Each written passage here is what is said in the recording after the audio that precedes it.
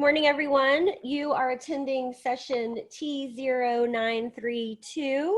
I'm going to go ahead and let you know in advance this session is very interactive, and Mr. Vardy has asked that if you would like to turn your video on, please go ahead and do so. That's right down in the left-hand corner of your screen. There will also be times where we'll ask you to unmute and times where you'll have to turn your video on when we go into breakout rooms later on in the session. So just make sure you're listening for those cues from him. And you can go ahead whenever you're ready. Thank you. Hi, everyone, and welcome to our virtual session today, transitioning guidebooks to a high-tech distance learning environment. So my name is Holly Jesse. I work for the Louisiana Department of Education on the ELA content team. And we control all of the development and implementation of guidebooks in grades 3 through 12. Our objectives for today are that we're going to understand the options available for utilizing the ELA guidebooks in a high-tech distance learning environment. We're going to experience a model lesson from the behind the scenes unit using online learning platforms and understand how to utilize interactive lessons to support distance learning. Before we jump into all the fun with Mr. Vardy, I just want to get a few logistics out of the way. In order to implement any guidebooks plan, you are going to have text access. That is like priority number one, because we cannot teach ELA without the text. I think we all know that that would be very difficult for our students. Our contracts with American Reading Company and Xanadu are for novels and unit readers.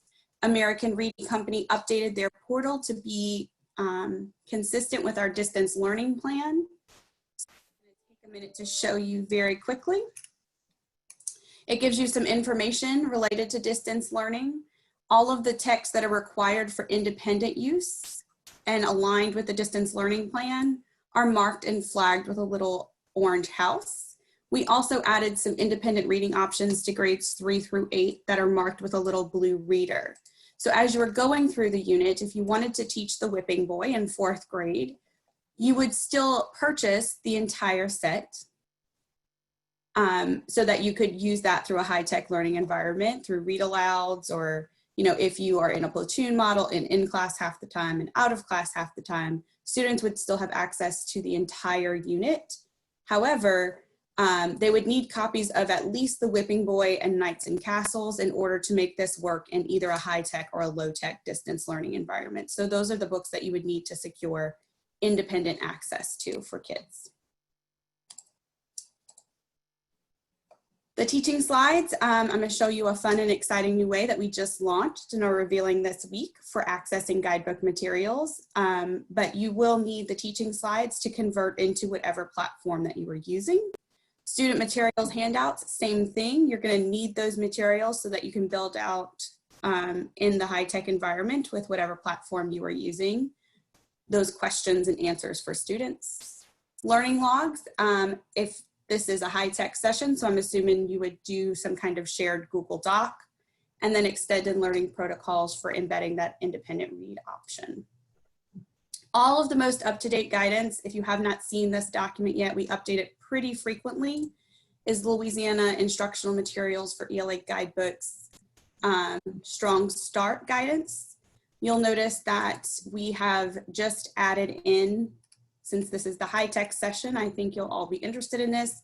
Many systems are asking for digital access to our novels and unit readers.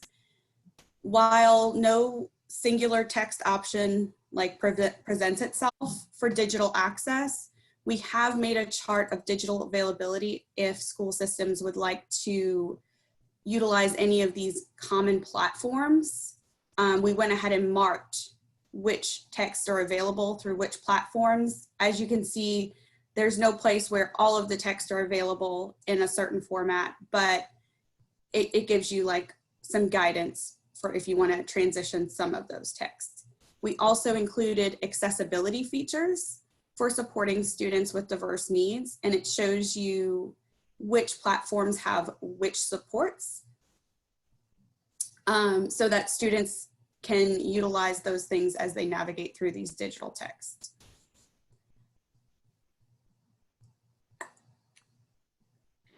Finally, I'm going to show you our new bulk downloader. This is the most up-to-date way to access ELA Guidebook content. So if you have not seen Louisiana Curriculum Hub yet, I'm just going to give you a really quick little overview. This is the new high school units that launched in 2020 for this year, this upcoming year, are available digitally here. So you'll notice these units are going to be accessible digitally. You can click through the lessons and open up the lessons. And this is how you like present the student materials and work through the activities. However, in order to have all of our curriculum housed in one place, we have also added the bulk downloader for grades 3 through 8. So if you notice, it says click on grades 3 through 8 to download the 2018 version of ELA Guidebooks, which is our 3.0, like most up-to-date version that was in the zip files.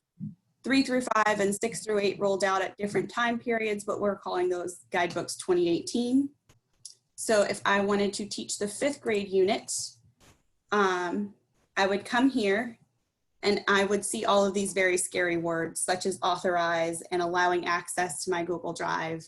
Essentially what this program does, it allows you to write files to your computer. These are linked to our guidebook files. So what you're doing is making your own editable copy of our materials. So you don't have to access the zip file, and it will be available in Google Docs and Google Slides. So it's a little bit easier transition to your Google Classroom that many of you are using. So to get this started, I just want to show you the very important first step is to make sure you have a folder. While you're authorizing it to copy files to your drive, you are not authorizing it to create a folder. So I need to go to my drive. You can see I don't have any folders, and I'm going to add a folder for ELA Guidebooks. Now that I have that folder, I can go back to my downloader. I want to download the Birch Bark House, so I'm going to click authorize. I'm going to find my account. I'm going to allow, and you'll see that it logs me in, and this is where you would see a preview. So if I wasn't familiar with the Birch Bark unit and before I download it, I wanted to preview the files, I could click here. Clicking here lets you see the folder. It does not let you edit those copies. So you'll see request access. That means you're in the preview mode. That's not what you want to do. You don't want to access our files and change them. You want to make your own copy so that you can have those materials for yourself. So if you click the little download folder, you're going to see that folder that we just created. And you'll see that it is starting to copy the files. Let me use my little trick from Mr. Vardy here with my split screen that he is going to make you do in just a few minutes. And excellent preview. These are rather large files, so it does take some time.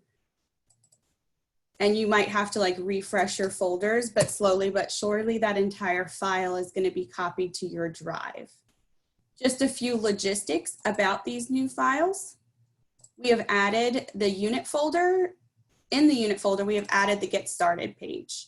So everything that used to live on the Get Started page for the unit now lives here. You have all of your approach guides, learning tools, and instructional strategies in that unit folder for every unit. The second thing is we have done a little bit of cleanup. So you can see over here, it's telling me I'm done. So this file is now complete. When I go into the section and open it up, it's not all there just yet.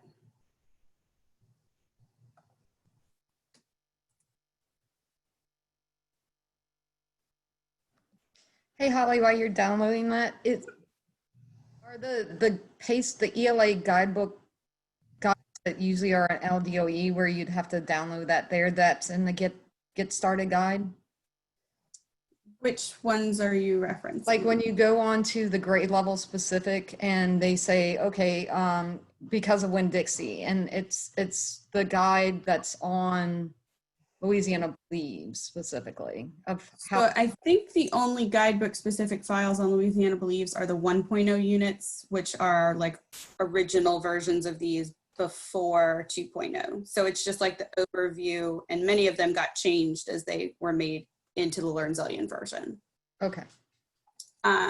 So when you go here, you'll see that we got rid of the additional materials folder and the slides folder. So to get all of the materials you need to teach lesson 1, you just select your files that are aligned to lesson 1. So you can have your slideshow and your materials all in the same place. And that additional support for diverse learners document comes to the front and is easier to like access. So that is it as far as the bulk downloader and the newest way to access the ELA guidebooks. If you have questions about this process, email us at elaguidebooks@la.gov.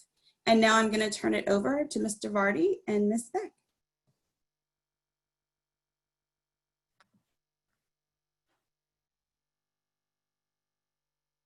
Don't forget to unmute yourself, Mr. Vardy. There you go. Welcome.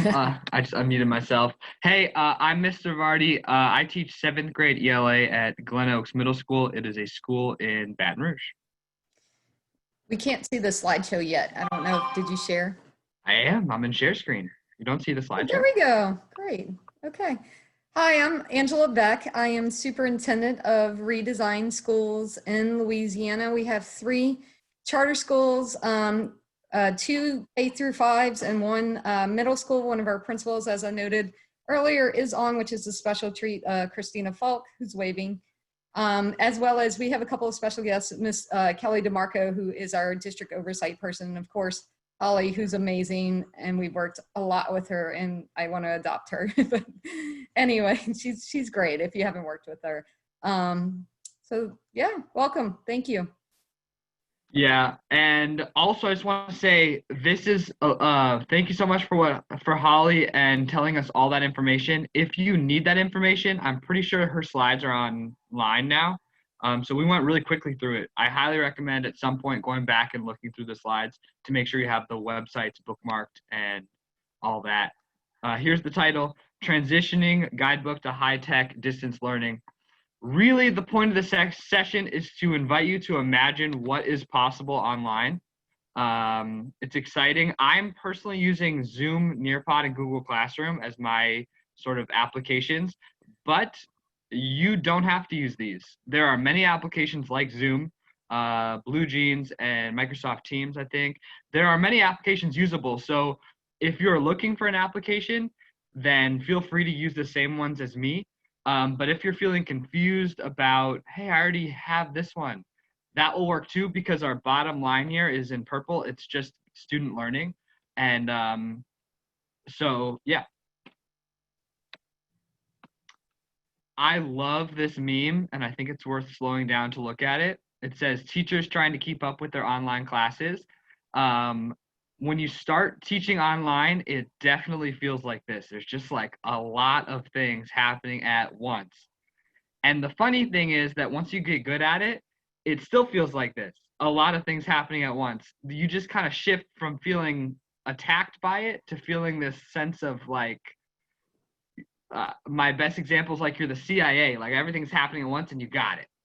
So this meme is just so accurate to my life in the past 2 months. Today you'll be invited to learn both explicitly and implicitly. At times you'll be given step-by-step instructions and be explained exactly how to do something. So if that's you, if you need to be told exactly how to do something, we got you. Also, a lot of this presentation involves modeling and discussion. I'm a 7th grade teacher, so I'll model some things and I'll open up a discussion. So hopefully you'll also be able to learn from each other. So I know a lot of you are people like me. I mean, as soon as I attend, a session, I'm like, I got to take out my notebook. I got to start writing everything down and try to keep up with what they're saying. And that is not what we want you to do here. We want you to participate. We have a ton of handouts that are available with step-by-step guides so that you know how to navigate the platforms that we're using. There will be possibly some optional time at the end to explore further some of these platforms depending on time. But again, we're going to be very explicit with step-by-step, as well as very explicit step-by-step with the handouts that are available. And Holly will put those, or the moderator, into the chat. I know them, so they'll do it, of where you can access those documents. And someone, I think your name is Iris, asked the question of if I completed the Nearpod certification. I didn't complete that. I saw it. It looks useful, but I've played around with Nearpod a lot. But if you're feeling foggy on it, Nearpod offers a certification to get to a place where you feel like you're an expert at Nearpod. So that's the explicit part. The implicit part, throughout this presentation, you will wear the hat of listener as well as the hat of student. Starting with this moment. This is potentially the hardest part of today's presentation. It's the moment where we break the fourth wall and ask you to do something. What? I thought I was just listening. I'm going to ask you to split your screen. I'm going to show you how to do it first. And some of you will feel confused, which is okay. It's how our students feel. And it's good. I love having yearly opportunities to get super confused as a learner, just to remember what that's like. Okay. In the upper right corner, there is a plus, a box, and a minus. That is not a plus, it's an X. Between the X and the minus is this box. It's called the Restore Down button. Who knew? When you hit the Restore Down button, your screen gets smaller. And once it's smaller, you can drag it around. And to split our screen, we're going to drag it to the side and keep dragging until you can't go any further. So if I let go here, it's not so great. It's half cut off. But if I keep dragging to the side, eventually it goes no farther. And when I let go, it takes up exactly half the screen. I'm going to show you that one more time, and then I'm going to stop my screen share so you have an opportunity to do it yourself, because right now your entire screen is just the same as mine. So between the X and the minus is Restore Down, and I have my highlighted mouse to make sure you can see that. You might have to move my picture to see it, but anyways, in the upper right corner. Now it's Restored Down, and I can drag in this empty gray space to wherever I want, and I want my website on the left, so I drag it to the far left. And what I'm going to do is ask you to put a website on the left and Zoom on the right. I'm going to stop my screen share. Try it yourself, and if you have questions, we'll be moderating chat. Please attempt to split your screen. Mr. Vardy, I'm not a Mac user. I'm not sure if you're familiar. There was a question regarding how do they do that with a Mac. So I can do stuff. Yeah. Also, Susan said she's using her phone and Chromebook. That's an excellent option. Zoom app, and I'm on Mac. I'm not seeing this option. Sorry. I'm also not a Mac user. To my understanding, there should also be a yellow button, like a little yellow. There's a red, yellow, and green. I think the Restore Down would be the yellow. And this is so interesting. The first session, we didn't get all this, but there's a whole rainbow of options when using Zoom. There's this phone and computer, there's this iPad and computer. So that's pretty cool.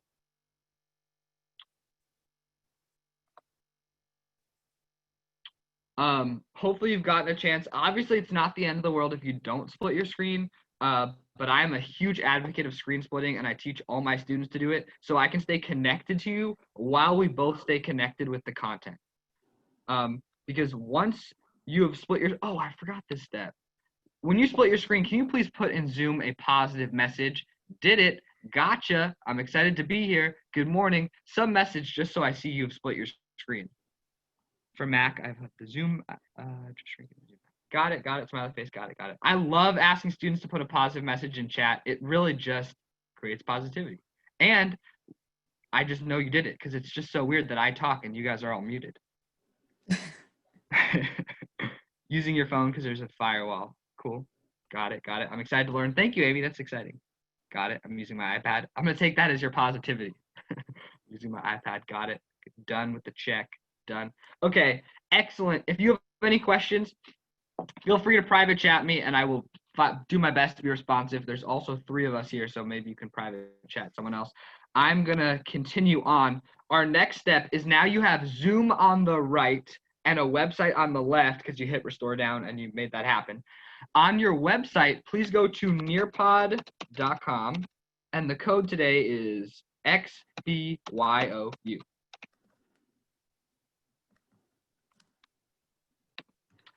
So you go to nearpod.com, and today you're logging in as students. Whether you have a teacher account or not, you're going to find a way to enter the code.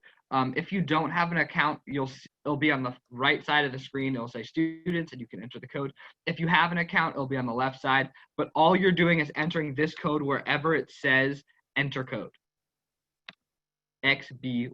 A lot of people are doing that. There's going to be questions that come up regarding the product itself, free version versus paid. Our organization bought the paid version for the entire district. So my teachers or Mr. Vardy or myself are not experts on what the free one has to offer versus what the paid. When we like a product, we like for our teachers to have the full extent of the product itself and get the full use of it. And which we'll talk at the very, very end if we have time about what else the product offers that we didn't show you today. But we're not here as sellers of Nearpod. We're not here as sellers of Google Classroom. These are just what we use as our district. You may use something very similar that's better. And it's up to you as a district of how what you purchase to fit your students, if that makes sense. I just want to name, there is 90 people on Zoom and 29 people on Nearpod. So I'm just going to show you again, nearpod.com. The code is XBYOU. Once again, just as Ms. Beck kind of mentioned, Nearpod might not end up being the option that's right for you. But hopefully through this model, you get a sense of what it feels like to be in an engaging lesson and get some ideas of how you can use whatever resources your district provides you to bring about the same kind of class culture or experience.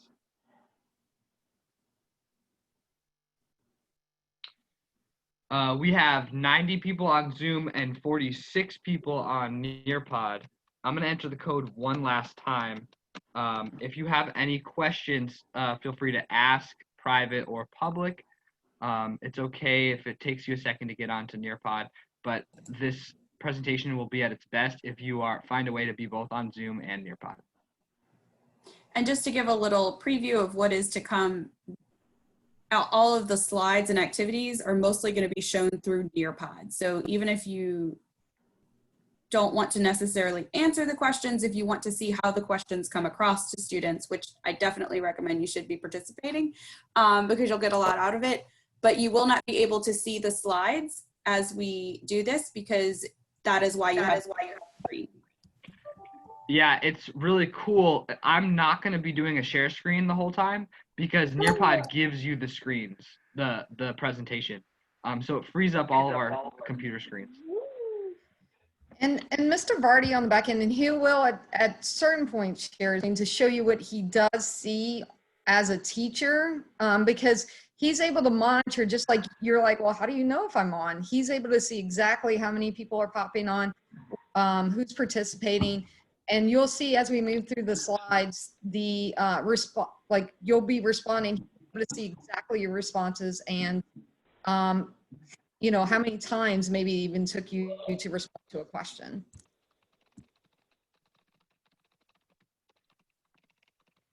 Okay, I'm about to press next. Thanks everyone for following along. Today is a bit of a ride, but after you've done some of these things a few times, it becomes just like classroom routines, quite normal. We're gonna start with this question: what are your concerns with distance learning?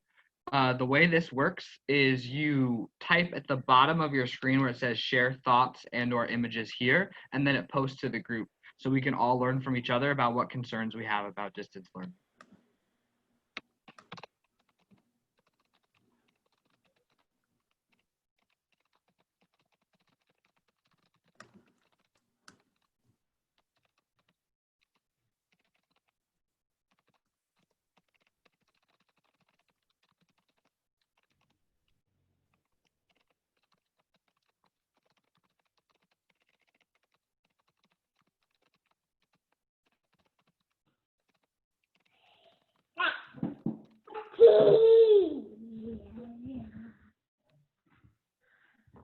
Nice, and some of you guys have already started liking I highly encourage my students, once they write their 1 to 3 answers, to transition to reading the other answers and clicking the heart button in the bottom right of the post, if it resonates with you.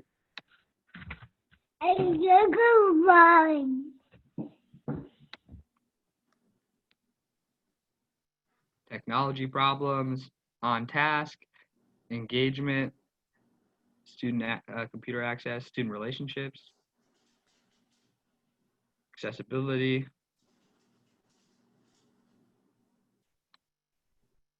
Efficiently modeling. Hopefully we'll hit some of that today.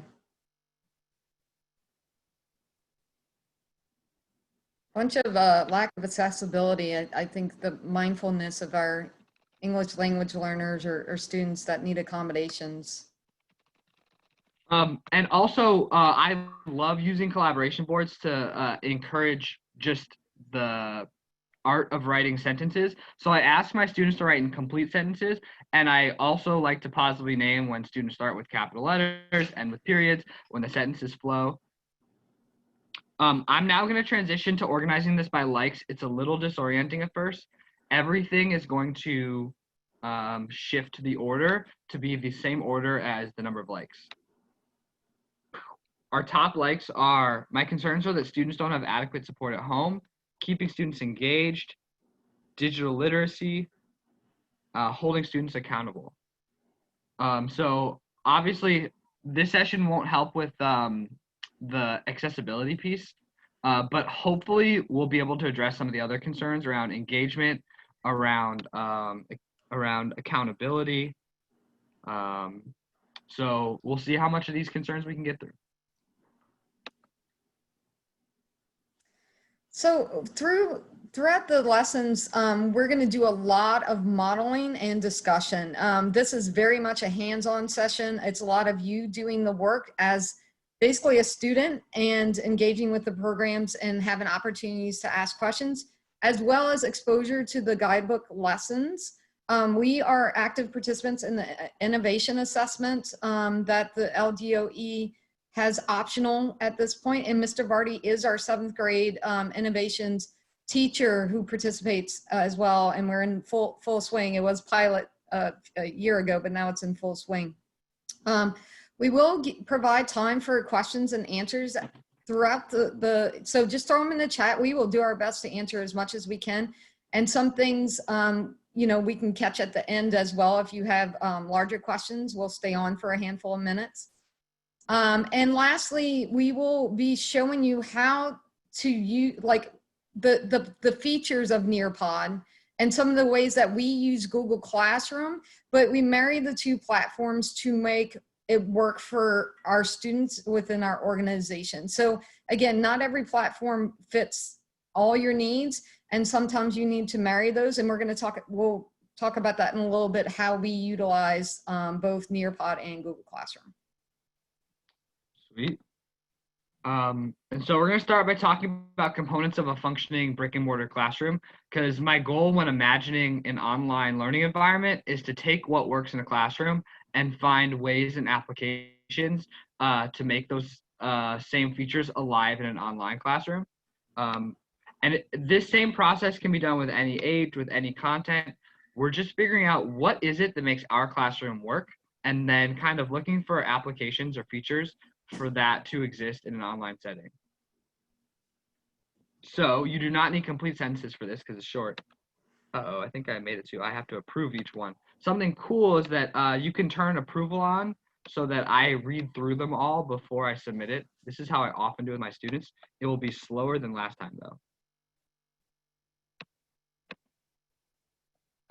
Again, you feel free to submit more than one, and then whenever you feel like you're out of ideas, just go ahead and read through what's provided and like the ones that resonate with you.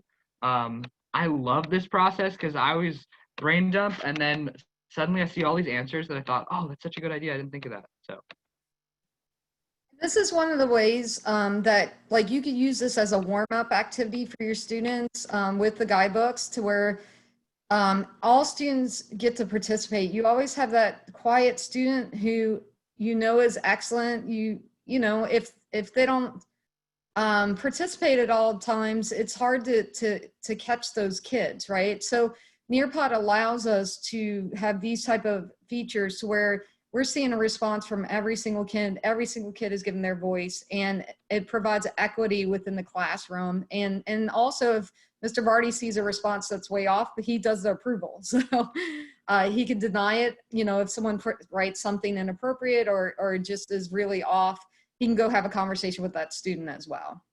Also, these get saved, so I can go back and read through the answers, and if I miss someone who just gave a completely random answer and I didn't realize they didn't understand the content, these get saved. So I love just quickly, in the classroom it's called Everyone Writes, where everyone writes at the same time. I like just quickly getting a pulse check on where everyone is.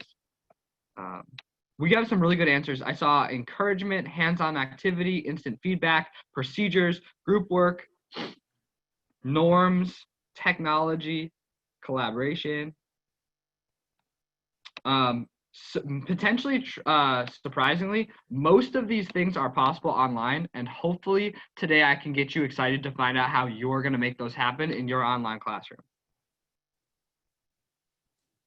Yeah, this could also work with exit tickets, especially because this gets saved, so you can go back and check it later. I'm going to organize this by likes again. Hopefully you had a chance to like other people's, because I don't know, it always makes me exciting because there's so many good answers that I just don't think of. So we got engagement as a top one, on task, instant feedback, and procedures. Hopefully you already see that there are some procedures that come about in this particular online environment on Nearpod. But procedures are super important, and that doesn't change just because there are no students walking around. There are always going to be procedures to keep a formal, efficient classroom environment. I'm going to press next. Good job, everyone. These are good answers. I love hearing from y'all and not just hearing my own voice, because there's so much knowledge in these virtual rooms. And here's a cat who's walking into my screen by mistake. Okay, we're about to play a matching game. I'm going to share my screen to show you how this works, because it may feel confusing at first. So here's the title, Distance Learning Applications and Components. Click this caret key. It's this blue button in the corner so you can actually see all the options. If you're going to say, hey, I can't, there's something in my way. So in the far left, you just click the blue thing and then it disappears. We're going to connect some components that I thought of with applications I use. The way that I personally organize this is that I put numbers and non-numbers. So you will always match a numbered response with a non-numbered response. So this has a 1 and this has a 4. So these will not be a match because we're not matching numbers to numbers. So instead, we're going to match a number, virtual classroom at consistently reoccurring times, and think of that's the function. What accomplishes that function? Is it Nearpod or Zoom? The correct answer is Zoom. Zoom is the virtual classroom at reoccurring times, and so there's a match. I'm going to give you a chance to find the other matches of how the numbered functions of the classroom can operate with the non-numbered applications. And I'm going to stop my screen share so you can see your own screen.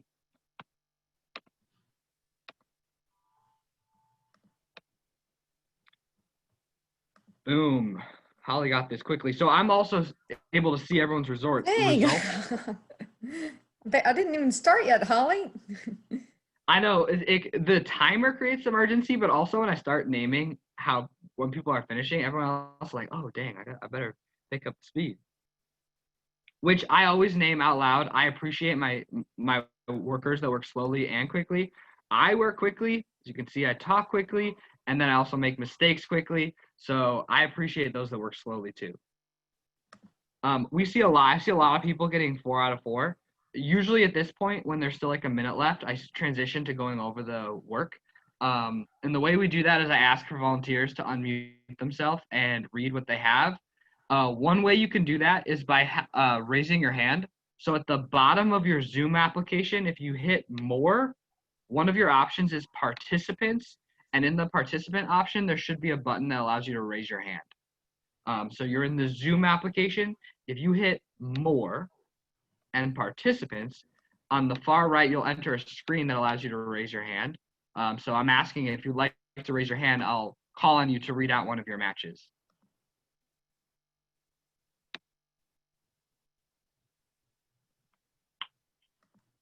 And so that's on the Zoom side of the split screen at the bottom of your screen. More participants, raise your hand. Yep, Elizabeth, just raise her hand. We only have 12 seconds. I should make this timer longer. And Donna raised her hand. I had to reset the matching game because we ran out of time. So hopefully you have some idea of a match. I'm so sorry that we had to reset. But Donna, if you want to unmute yourself and tell us one of your matches.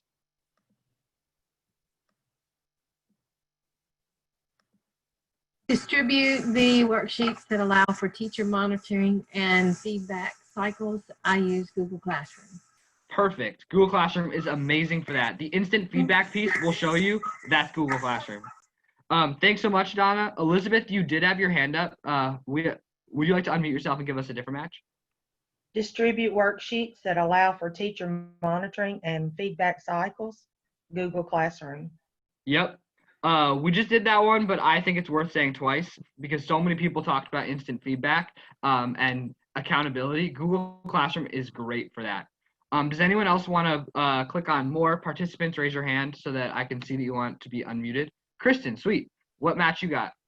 All right, I did the one that says I communicate through an expectation slide and consistent reinforcement. Goes to number 2, set classroom expectations and routines. Yeah, thank you so much. That's so important. It's so easy for the classroom. We know the students are going in a school bus to a formal building.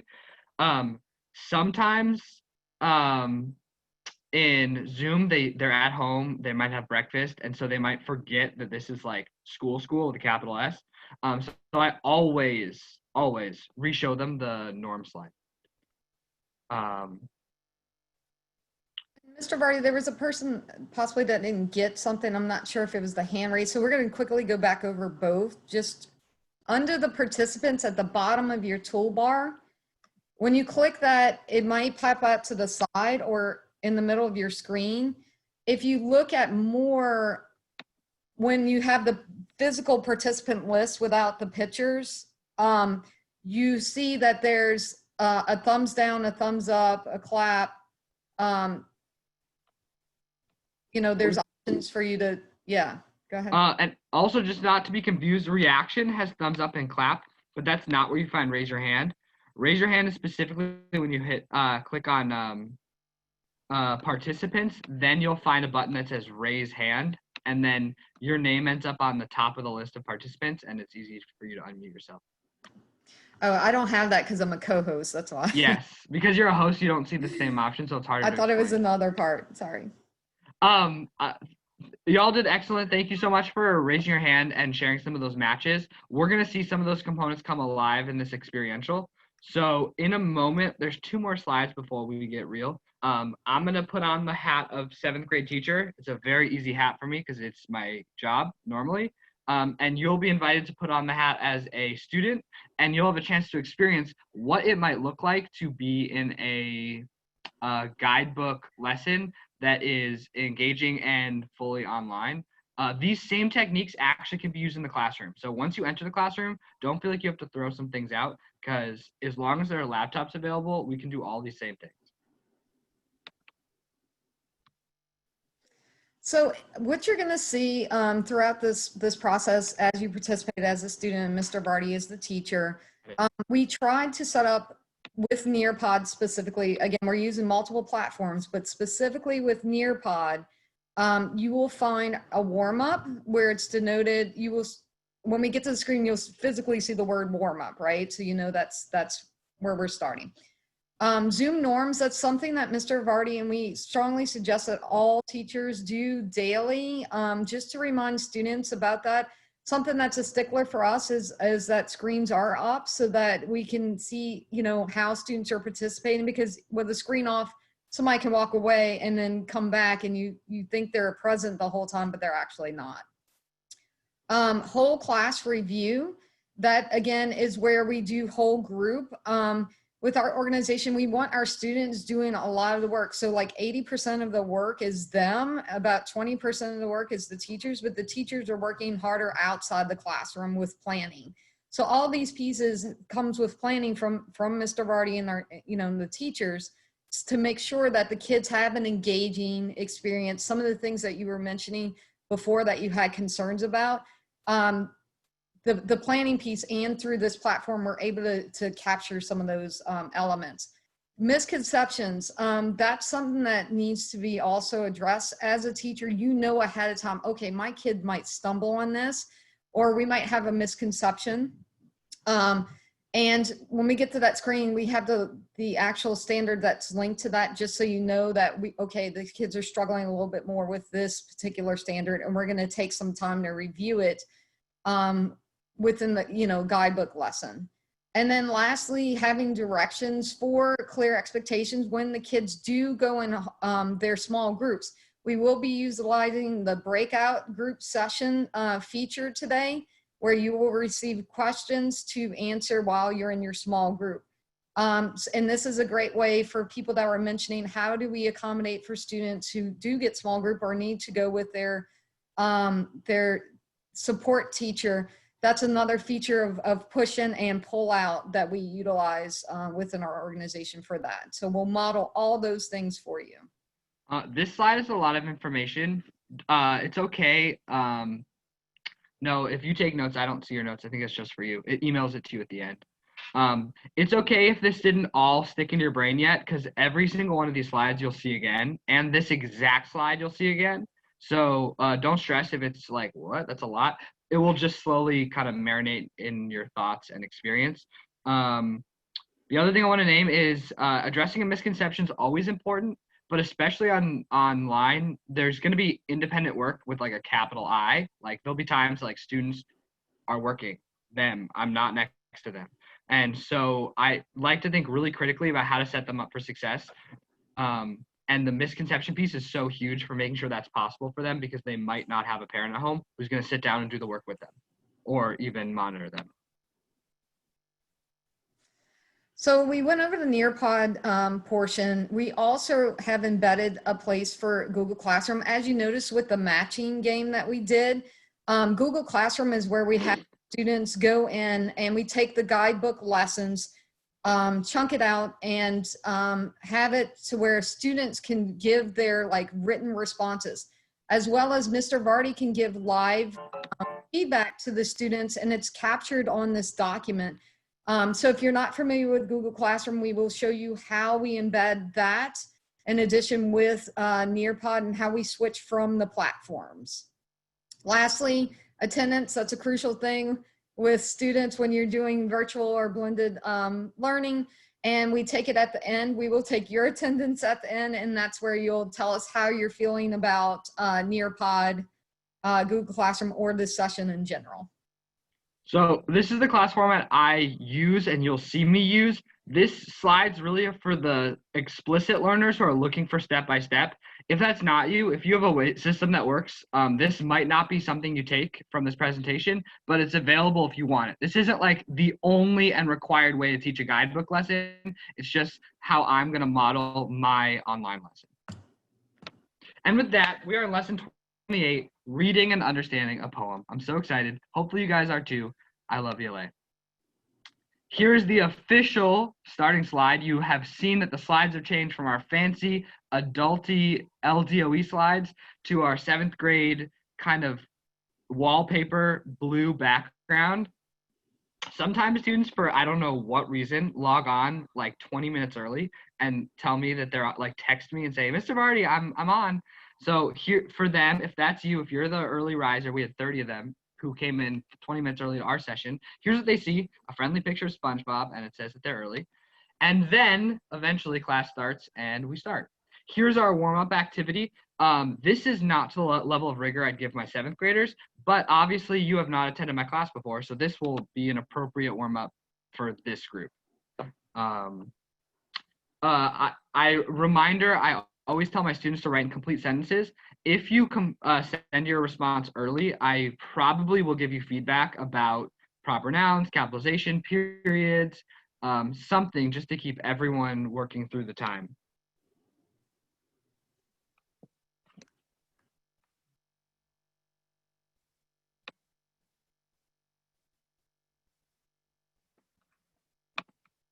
The question is on top. you enter your response and then press submit.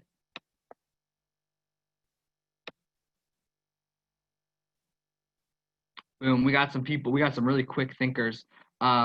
Someone wrote, he was assassinated. If that's you, if you're feeling like writing he, if you could actually switch out he and name the person, try to teach my students that as early as possible so we don't get essays where it's all he and she. But that is the correct answer.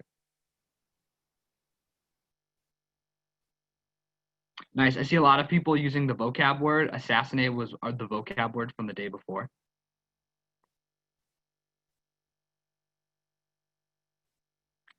Nice. Michelle's got some background knowledge. She added that it happened at the theater. Mr. Vardy, can you pop up just really fast what you're seeing on your end?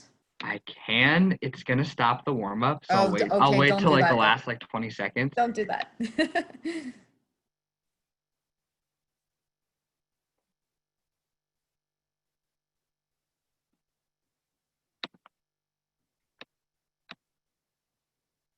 We got some short 2 to 3 word answers. We got someone wrote Lincoln died.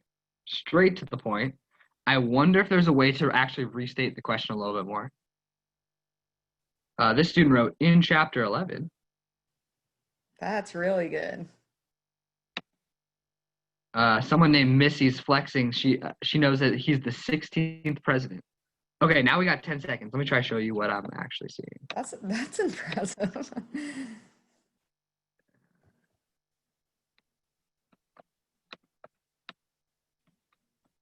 That was the time. Okay, I hid the names, so it's more appropriate to show you now.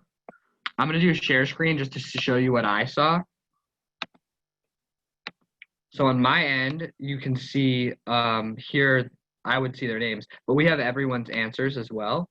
So you can go through, usually as y'all are typing, I'm reading and giving feedback. And eventually I take one that I really like by pre-reading them all, and I'll share them out. So if I hit share, you don't see this because you're on share screen, but I keep a student copy too of the work. So this is what you would see is their answer, and we read it and talk about it. So it's a really great, I use it as a warm-up, but it's great throughout the lesson. I'm stopping my screen share. Going back to the lesson. Excellent job with your warm-up, everyone. This is key background information that will make today's lesson make sense, that we are talking about in the behind-the-scenes unit. This is Civil War, and Mr. Lincoln just died. And today we're going into a poem that kind of supports that conversation. Here are the Zoom norms. This is so fun to try. I'm going to try to do popcorn reading. So if some brave souls can attempt to unmute yourself and read a sentence and then remute yourself, let's see if we can get 3 separate readers without too much orchestrating. Number 1, keep yourself muted unless I call on you or ask for volunteers. Mute after you speak. Sweet. Number 2, keep your video on unless you chat me a specific reason why it's off. Number 3, attendance would be at the end of class. Thank y'all. Y'all did such a good job with that. Awesome. I love that. Yep. These are my norms. They've gone through some iterations, but I love these norms. So important to have yourself muted. The students don't always know, are not always aware what background knowledge is in our space and how it affects our learning. Videos on is so important. I didn't do this last time, but I'll do it this time.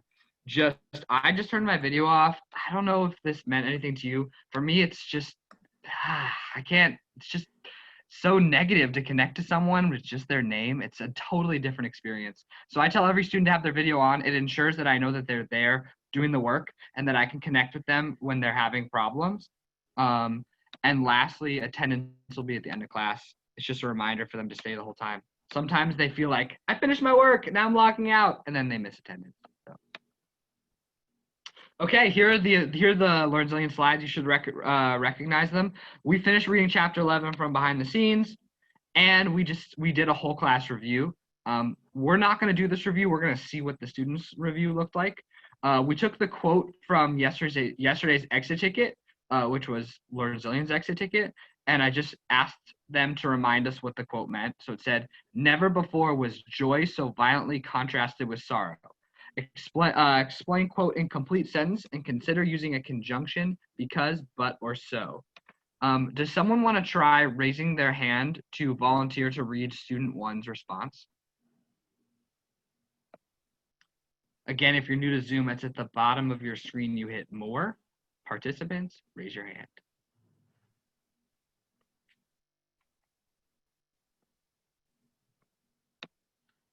And hands went up. Miss Falk, go ahead and unmute yourself and read student one's response.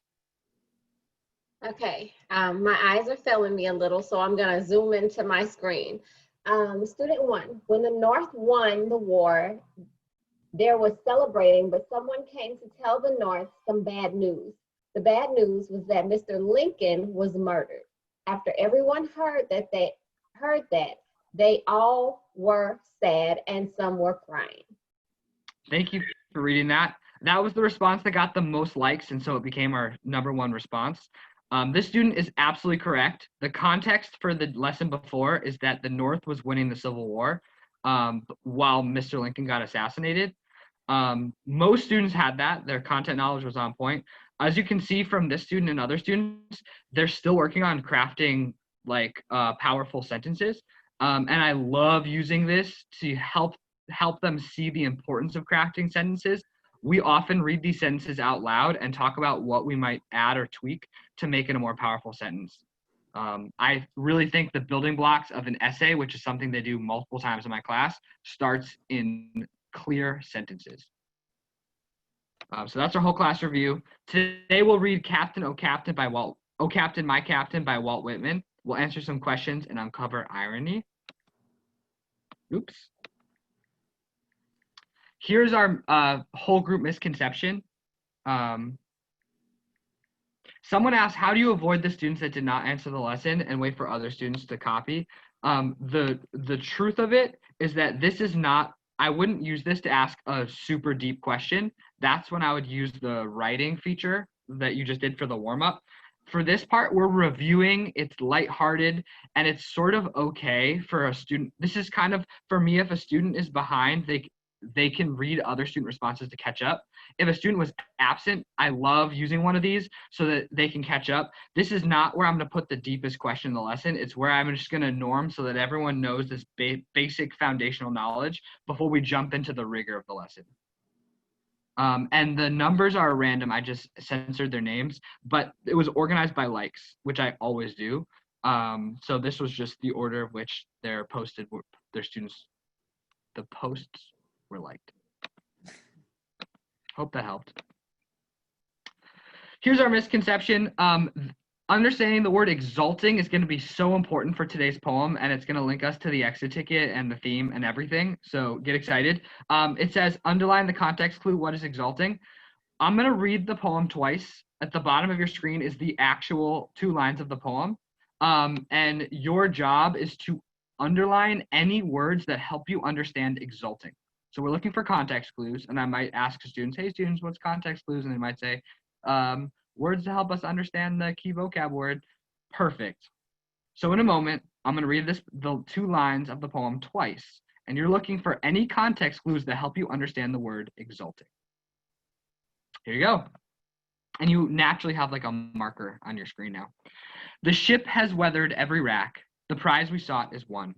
The port is near, the bells I hear, the people all exulting. The ship has weathered every rack, the prize we sought is won. The port is near, the bells I hear, the people all exulting. Take a moment to underline any context clues to help you with the word exulting.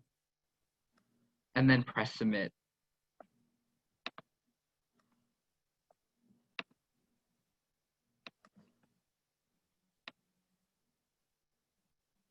This is something that we also helps to prepare kids for the LEAP test as well. You have that highlight feature that, you know, especially with the innovation assessment, we're able to utilize those type of tools on the assessment, as well as for the kids that are using the electronic based testing for LEAP. They have the highlighters and all that fun stuff as well. So this just kind of mimics and helps kids to navigate with their tools. I'm going to start positively narrating, I wait a few minutes to let more students give it their best go. And then once it looks like everyone has something, I start positively narrating things that that I like to see. I see a lot of students have highlighted the word won and prize. Some people actually got the whole phrase, the prize we saw it as won. Elizabeth talks about the bells I hear. We got bells and one. So I see everyone's answers right now, and it's really awesome to see. We have a lot of prize, one, and bells. Great job finding context clues. Let's see how these clues help us define this word. So I'm about to move on to the next slide. So take your last moment to look at your context clues, because what does the word exalting mean? We have A, celebrating, B, discussing, C, winning, D, wondering. If you need to look back at the poem, you can click on the blue box in the upper right corner of your screen, and the poem will re-expand. This also mimics that part A portion of the, for LEAP, where kids are asked to define a word in context. And then usually there's a part B that's followed up with the evidence piece, right? So these are ways for us also to do check for understandings. Can kids use their context clues to define words that are in sentences and be able to select the right choice too? I'm about to show you the data from this group. Looks like there's a few more people responding. I really appreciate those that take their time to think through all 4 responses. Here is the data. Forgot to show everyone's data or your data. It shows everyone's data. So 68% of us got this correct.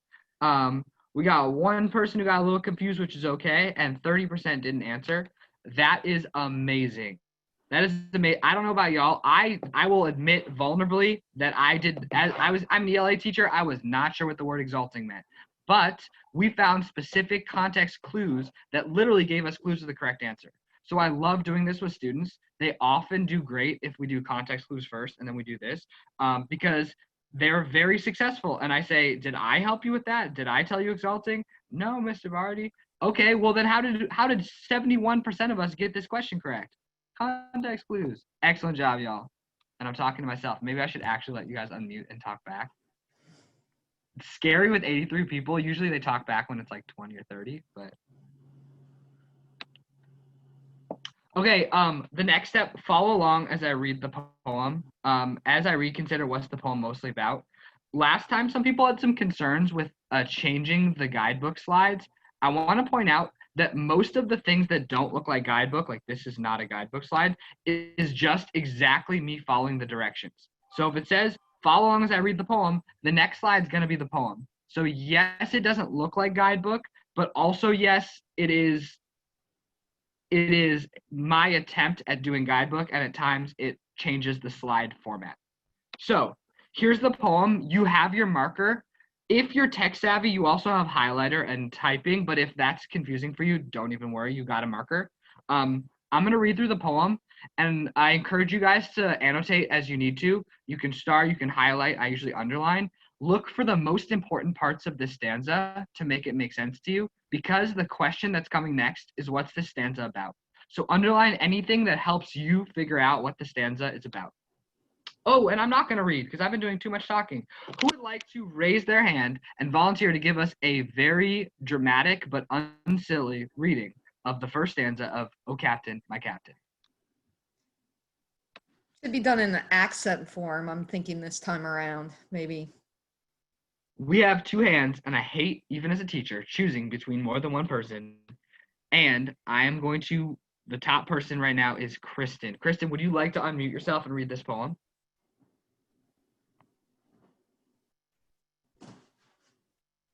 The unmute yourself is in the lower left. Yep, you found it. Right. Oh, Captain, my Captain, our fearful trip is done.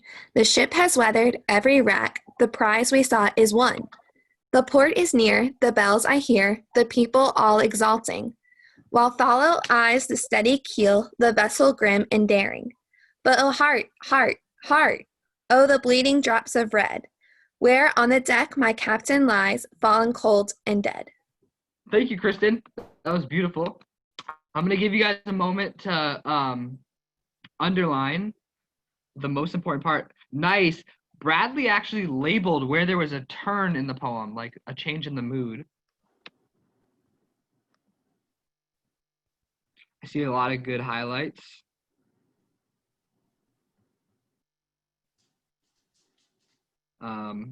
Nice. Hannah found a way to actually use the typing tool to type a note in. We got highlights and underlines. Nice. Janice circled an important part.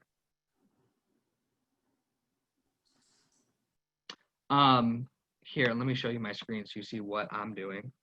Hide names. I'm about to show you my screen, so your screen's going to disappear for a hot second. Share screen. So here's what I see. Once they press submit, I see their work. Look at how cool this is. I see everyone's annotations. I can see if someone's annotating something completely random. I love when people color code. Oh, I appreciate that. I can positively narrate what I'm looking at. I can click on one at large and make it bigger. I can also share it out. So that's some cool stuff that I'm doing. Okay, y'all did some amazing annotations. Let's see how it helped you figure out what this poem is about. On the next screen, your annotations will disappear, but the poem will not. So take one more moment to look at your work if you need to. What is this stanza mostly about?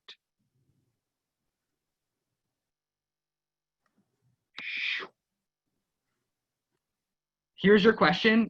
Reminder to write in complete sentences.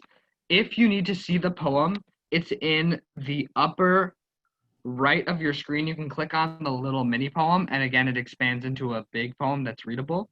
The question is, what's the first stanza of "Oh Captain, My Captain" mostly about? Be sure to mention both the captain and the people on shore.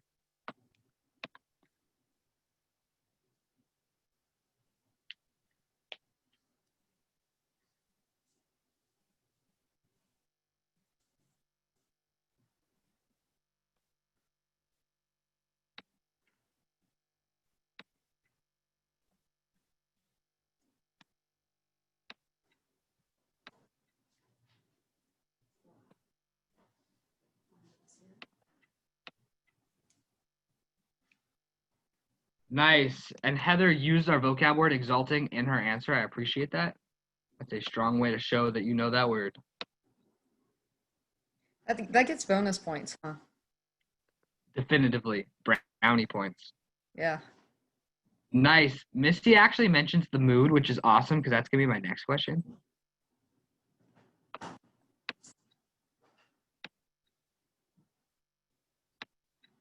Dang. Amy restated this question so beautifully. She started, the first stanza of "Oh Captain, My Captain" is mostly about. That is a textbook way to restate that question. The mood shifts. I love that one too. When?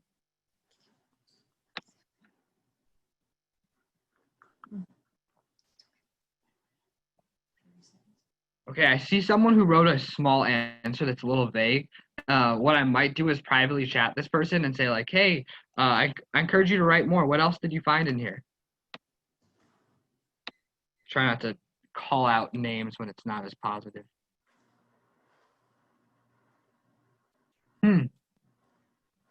Missy mentioned sometimes when you use the vocab word, it's not clear if they actually know what it means. And so sometimes you might want them to use a synonym. That is a good point.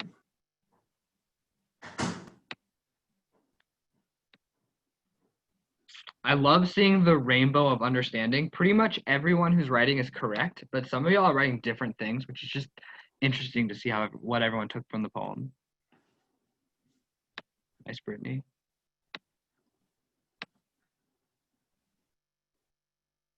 Dang, Jennifer's throwing in the vocab. Her first sentence. Yeah. I was going to say, if you wanted to, you could also, before like you shared an answer, right? So if you found an amazing answer and you were like, hey, I really want to share this one out, you're able to do that, correct? Yeah, let me do that for you guys now so you can see what that's like. Looks like there's multiple Missies.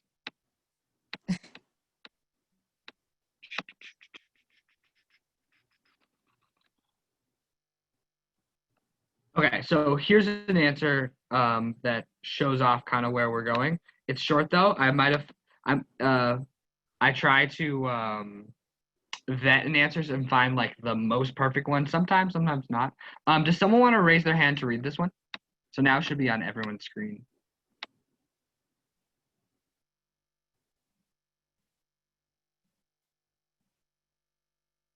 Maybe you forgot with the hand raising thing. Does someone want to just unmute themselves and read what's on their screen?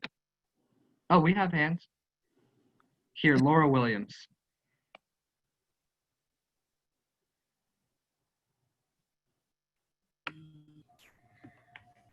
Okay, the people are celebrating the return of the ship and crew not realizing the captain is dead.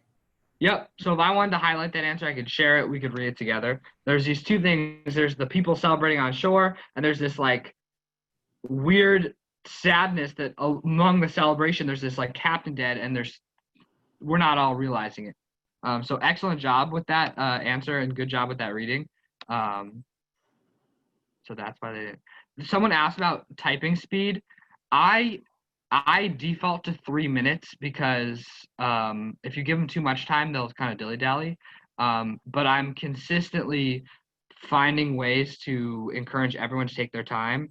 So if I see everyone's typing, I'll give them more time. If someone doesn't finish, I'll be like, hey, it's okay, you didn't finish. I see you got really far. Let's see what we got.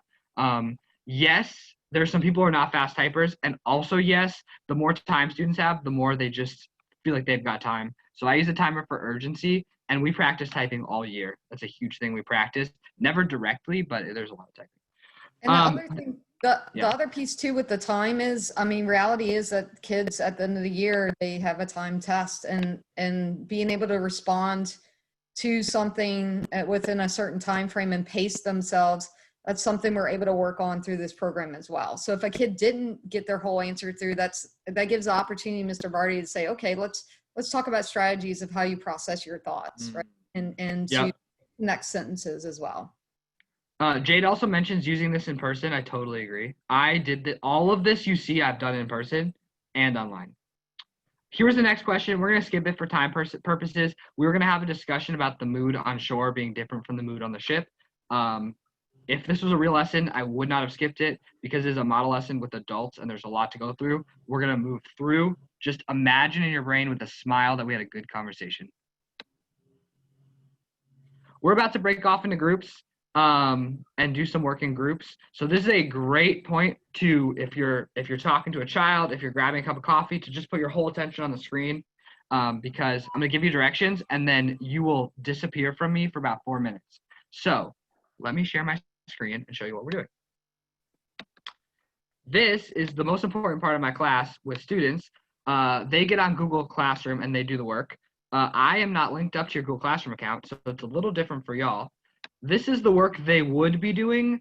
Your work is a little different because you can't actually type onto here. So what I'm going to ask you guys to do is just take a few moments in small groups and notice, what do you notice? What do you wonder? Here's what I want you to know.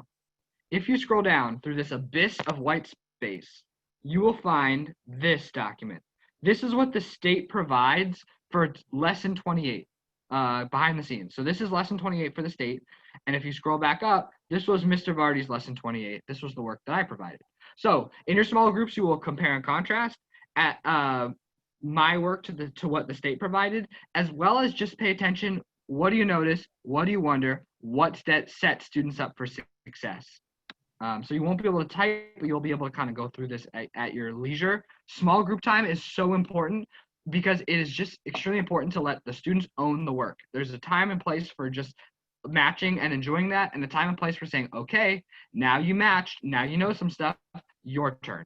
So I'm about to let you go. It's really scary for me to let y'all go because once I do, I won't have control of y'all anymore. So who can just remind us what we're about to do so we have a smooth transition to small groups? Oh, I didn't prompt you how to do that. If you can raise your hand, then we'll call on you to unmute yourself and tell us the directions.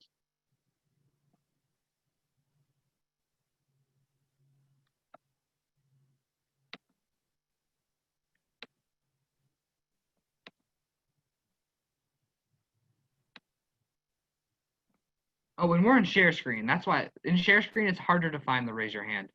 Does someone want to unmute themselves and just remind us what the directions are? Oh, and you still found a way, Leanne, to raise your hand. Thank you. Leanne, what are the directions? Okay, so do you want me just to read the directions on the screen? Or just Yeah. say Okay, so directions. Discuss what you notice and wonder. Compare and contrast the two versions of the worksheet. So one of the versions will be from Oh Captain, My Captain. One will be Mr. Vardy's.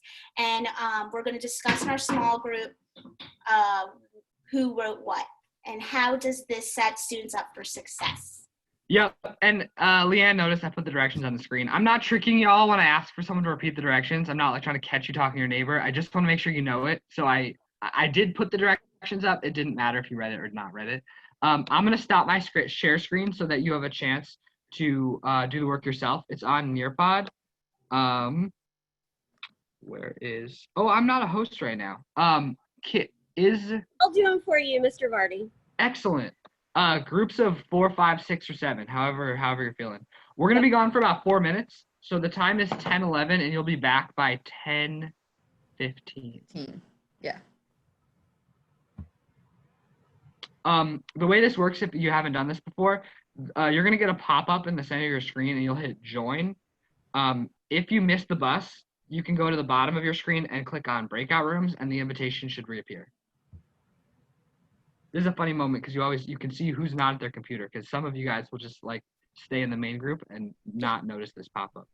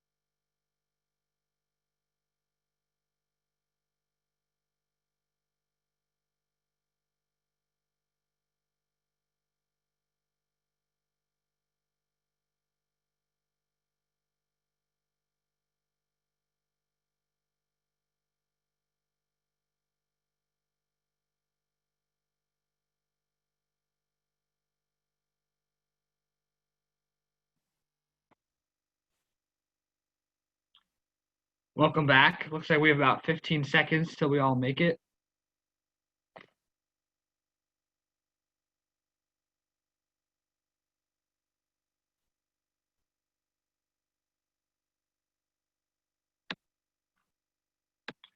I'm always interested in who goes back right away and who waits for the time to go up. Sometimes I teach my students to always wait for the time to go up, so we all come back at once, sometimes not. I hope you had a good time with that. It is weird to transition from being a listener to actually having work in front of you. It's different. Even as adults, it's just like, what are we talking about? Which is what I like doing as a teacher, in inviting each student to do that exact process. I'm like, okay, let me look at what's going on. I was gonna ask who would like to share, and I'm gonna just jump into the unknown and say, if anyone wants to unmute themselves, I wonder if we can share without speaking over each other. What did you notice? What did you wonder? What set students up for success? The organization to the stanzas really sets the students up for success, where they know which questions go with which stanza. Yes, I love that. It's so important to me. The States version had very similar questions, but it didn't link up with the stanzas. And I'm just imagining some of my students sitting at home feeling confused about the question and staring at the poem and just going like, there's too much here. I'm not sure. Which, of course, eventually I want to work so that they don't feel that way, so that they're gritty and they work through it. But I like narrowing their focus down without changing the rigor of the question. Yes, that is the question, but yes, I will support you and make sure you're at least looking for the answer in the correct area.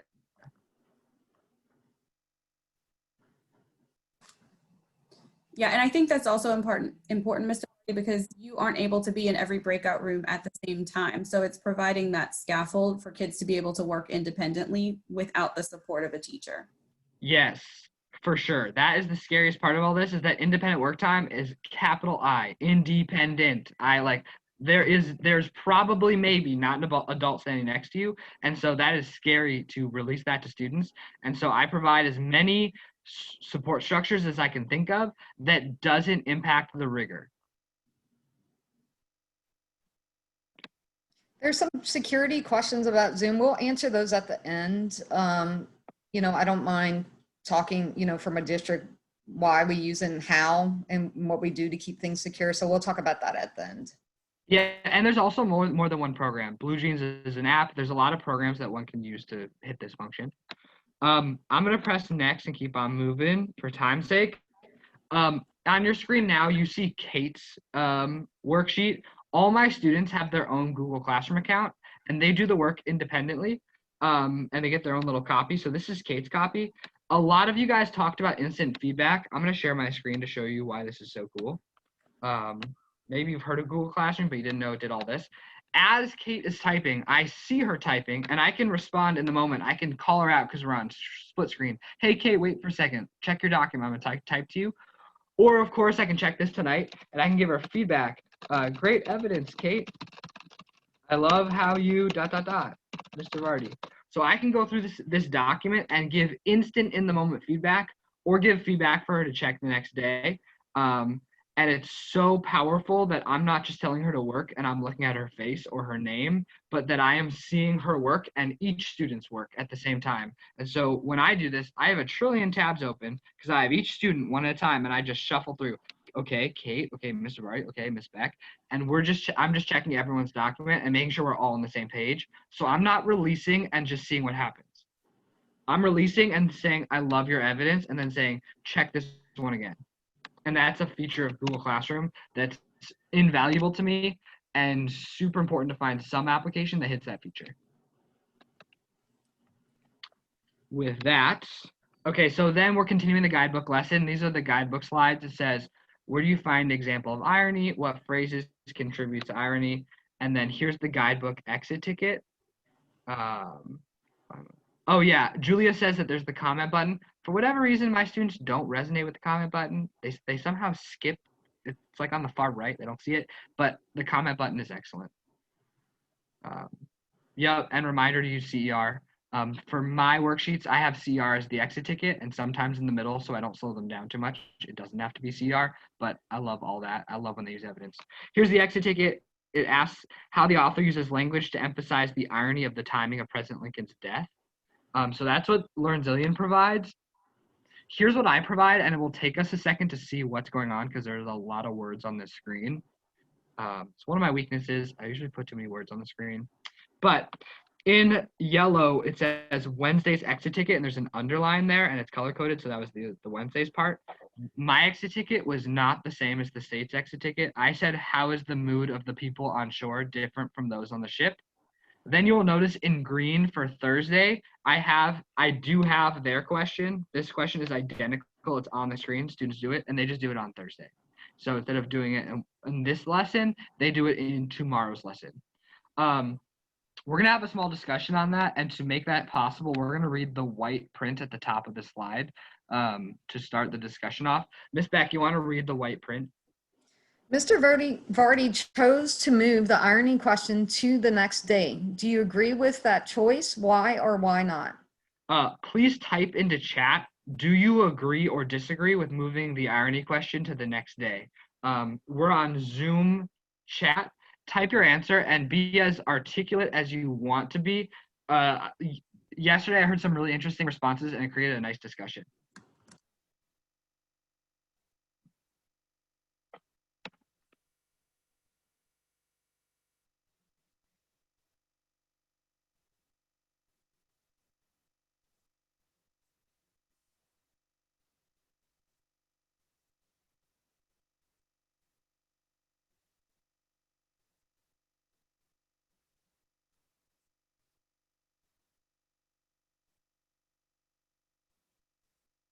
Nice. Additional time to internalize the work. You define the mood before irony. Scaffolding for diverse learners. Understand the context of the poem prior to analyzing the literary devices. Easy access to the term irony. You can better understand. She needs to understand first.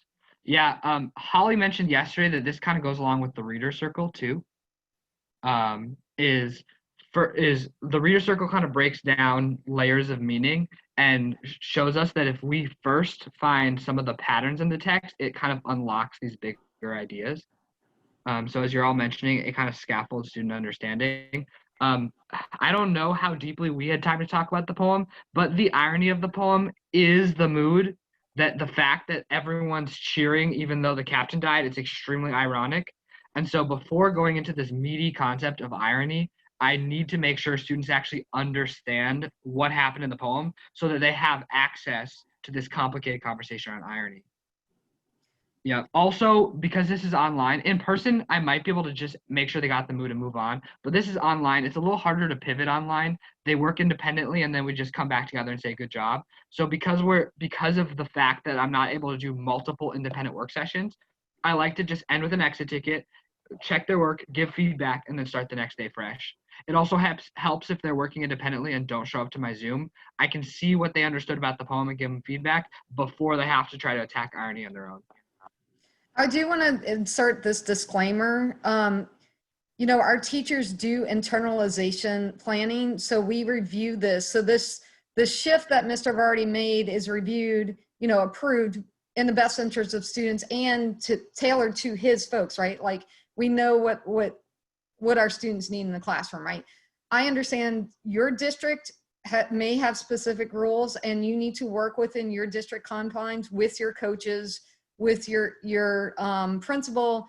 I wouldn't go rogue and just start changing things because the guidebooks are written very purposefully.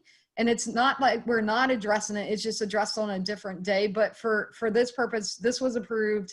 Mr. Barty does a great job, and we know that he's just trying to get to hearts to make sure that meaning is purposeful the next day. Yeah, and I just want to model these things because as a teacher, I was always kind of confused because I was told, don't lower the rigor, keep it as hard as possible and help students. And those are opposite. How am I supposed to help a student and get them to do the work themselves? Yeah. So when I'm in a position to present, I always try to model those things just because that was my biggest confusion. Moving we have 5 minutes, Mr. Vardy. I know, this is crazy. 5 minutes, there's the end of the lesson. Here's our attendance question. Even though we have 5 minutes, I can't skip the attendance question. I gotta know if you were here or not. And I think your name is pronounced Iris. I'm gonna get your question in a moment. It was a good question. So while people are answering that, just really on the security, as a district, we have families sign off on, you know, security like documents, right? Saying, okay, I know we're not any of these on YouTube, and as well, it's kept very secure. We also enable the feature to where the teacher lets in, the host lets in the student, so we know that other folks aren't coming in, and especially with the picture having to be up of the video of the student having to be up, we don't have outsiders coming in for that reason. But it's parent approved. We're not putting it on YouTube or any large, you know, like public sites. And we enable that piece to where the teacher allows each kid to come in. And if somebody else tried to come in, they wouldn't allow that person to come into Zoom. Here is the results from the attendance. We see a lot of mediums and easy. I also see a lot of positivity on chat. I love it. I appreciate y'all. I'm gonna jump us to the back in reality. We're gonna talk about this again, but hopefully you got it. It's also there's you can download this information online. Just if you're feeling that positive end of class vibe, go ahead and try this. You have 3 sentence stem opportunities. I am taking away now I want to try, or my favorite, a strength I realized about my own distance classroom learning is. Go ahead and type something up here. I love this part because we get to see what everyone got away from this. And sometimes you can be like, oh, I didn't even realize, but that's something I'm taking away too. Oh, I have to approve all these. It's a little exhausting. Next time I'm gonna make sure I don't have to approve them. I trust y'all. And as we are wrapping up and Mr. Vardy is approving all those things, I just want to take the time to say thank you, especially to Mr. Vardy and Ms. Beck for all of their support in pulling this off and sharing this information with you today. If you could please open your Summit app or access the session through Sched on the web and provide some feedback, we would greatly appreciate it. Iris asked the question of how long it takes to convert a lesson. Sorry for mispronouncing your name. Normally what I do when it's in the cheat sheet is I upload the guidebook slides to Nearpod just by clicking the upload button. And then wherever it tells students to do something, I just input a activity and match the activity to what it tells them to do. And then I go back and see where's there going to be a misconception, and I add some sort of misconception piece. It doesn't take me that long, but I've also been doing this for quite a bit. It might take you somewhat longer.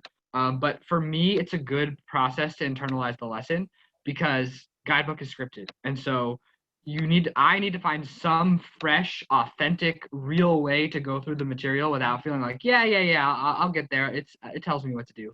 And the process of converting the Guidebook slides into Nearpod slides is actually how I internalize the lesson. And I wanted to throw this out here. So we've been using Nearpod. It wasn't because of the pandemic or COVID that we picked this up, right? We took on Nearpod the year before. I like for teachers to have a lot of different innovative ways to work within the confines of their classroom, and kids do connect with technology. So, and also, again, the biggest piece why we picked up Nearpod was to make sure every kid was having a voice in class. It's very easy for a kid to type in a response very quickly and for the teacher to acknowledge it, give that feedback instantaneously, and assess where everyone is. It's better than sometimes just even raising a hand. So with Mr. Vardy, he uses Nearpod in his classrooms. The kids puts it up on the screen. The kids have it on their computer. The only thing really that's shifted is literally Mr. Vardy is now behind a screen, but when we shifted to virtual learning, we didn't have a lot of too many changes except with the Zoom. That was probably the one shift that we had to make. I love these answers. If you haven't had a chance to go look through them, there are some amazing answers in here. If someone wrote that they're concerned about Google Classroom, I personally actually don't know where to find these things, but online, I think in the app, you'll find cheat sheets that I wrote for Google Classroom, Nearpod. You'll find a sample week-long worksheet because someone said they like the day-by-day worksheet. So you'll find a sample of this whole model lesson, but the week of it. And you'll find the cheat sheet that has my format for creating lessons. Will this be available in the library? Does anybody have any questions? We'll hang on for a few minutes. If you want to unmute yourself, even and ask a question, you're welcome to do so. You know, just about whatever from Guidebooks to Nearpod to Google Classroom, we're welcome to answer your questions.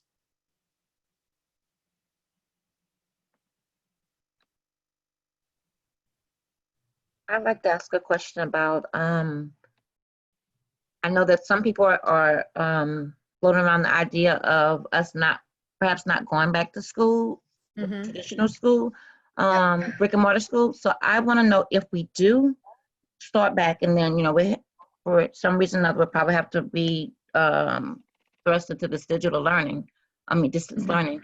How do you suggest we prepare from day one if we're in the brick and mortar to possibly address this distance learning for the kids? Because my kids had a lot of problem with technology because they had never had to rely solely on it.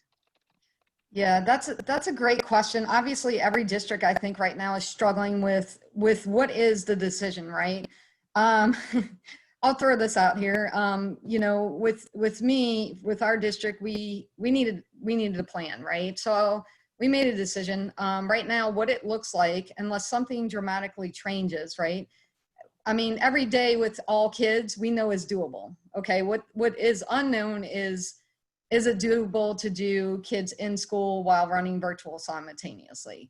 So again, I'm speaking for my district only, disclaimer. We are doing A-Day, B-Days next year, where a group of students will come in, let's just hypothetically, a grade level of 50, right, of third graders. Split those kids in half. They would come on an A day, the other group would come on a B day. Of those 25, we would split them again in a group of 12 because we can't fit any more than 12 kids safely in a classroom 6 feet apart. And that's our unique situation. And that's why I said it's very hard, I think, for there to be a cookie cutter of like, what is everybody going to do at this point? Because everybody's got different circumstances. But again, for us, it's going to look like kids will attend in person and get their core subjects. So English, math, science, social studies on a Monday and then again on a Wednesday. They'll get double lessons. We have it blocked to where they will receive 2 of their lessons. We're not really missing a beat. The next day they will receive their interest and opportunities classes, as well as they do have the opportunity to pop on virtually. Let's just say they wanted to catch Mr. Barty's lesson again. He's going to be presenting this thing like 4 times, the same lesson. So the kids could pop on and say, oh my gosh, I have a question, or I missed this. Let me go back and look at this lesson. They could go back and catch it live again because Mr. Barty is also going to be delivering the lesson live throughout the days when he's presenting to the in-person classes. That's, again, what we're doing. I don't know what other districts are doing, but that's how we're going to work. Angela, I just wanted to piggyback on that. We did have a session the other day, LO84, if y'all want to pull those materials. Just like Angela just laid out her plan, Monroe City Schools had a session where they walked through their plan and how they developed it with some very explicit examples. I think that Ms. Vardy and Serena over at Monroe City Schools are excellent people to reach out to if you have questions about that. There you go. Holly, where are the resources located? I dropped some links in to the chat. In the SCED app, you should be able to pull it up through this link. And then in the Teacher Leader Library, you have to navigate to that page and then find the session number and download the materials.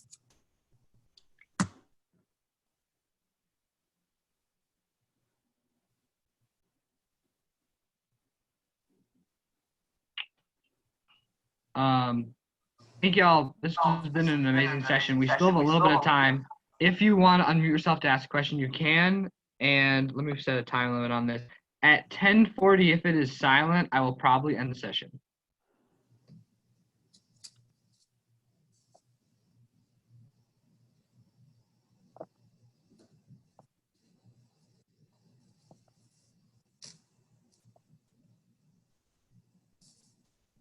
That link that you put the materials, I just tried to do it and it was like, it said access denied. I am Maybe- not. It's I good know to see that, faces. that Thank SCED you. requires a sign-in. So if you didn't have that, or if it's somehow blocked on your system, that might be the issue. Okay. But the Louisiana Believes link should pull up for everybody. Okay. Or you can navigate to the materials through the SCED app on your phone as well. Okay. As teachers, we always love to not have to recreate the wheel. So I surely appreciate you sharing those cheat sheets for those of us that are going to be new to Nearpod and those types of things. And this was a great session. Thanks. Thank you. Thank Have a you. good day.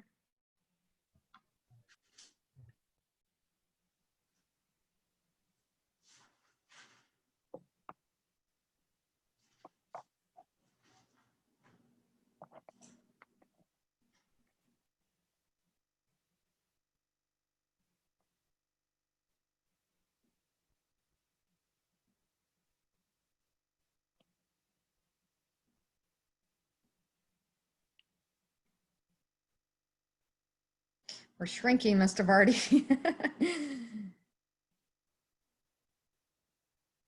I was surprised. We got, what, I think 90 people this Yeah, morning. that was pretty good for a morning session.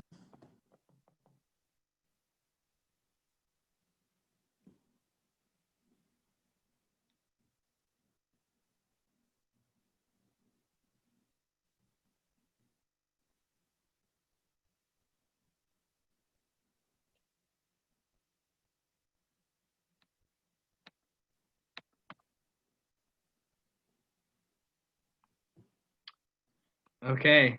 We've had some solid meditational silence. I think I'm going to end the session. All right. Everyone have a great day. And Thank Holly you and Miss all. We Beck, I'll see you appreciate it. guys soon. See you at 1, Mr. Vardy. Bye-bye. Bye.